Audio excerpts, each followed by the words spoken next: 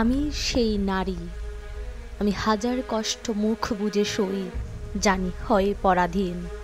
এমন সুদিন কি আসবে কখনো, নারীরা হবে গো স্বাধীন? ভয়ে ভয়ে থাকি রোজ সংসারে, আছে স্বামীর অত্যাচার।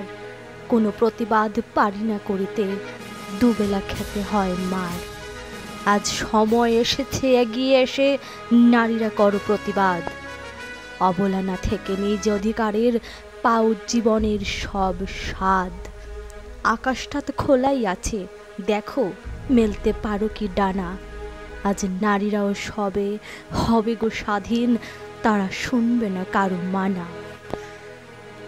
ধন্যবাদ।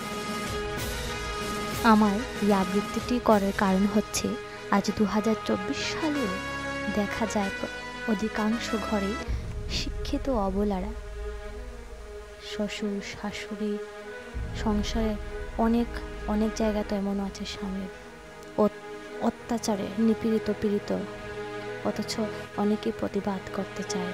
সেই প্রতিবাদের জোরে আজকে আমার এই আবৃত্তিটা, যেন লোকে নারীরা সাহস পায়।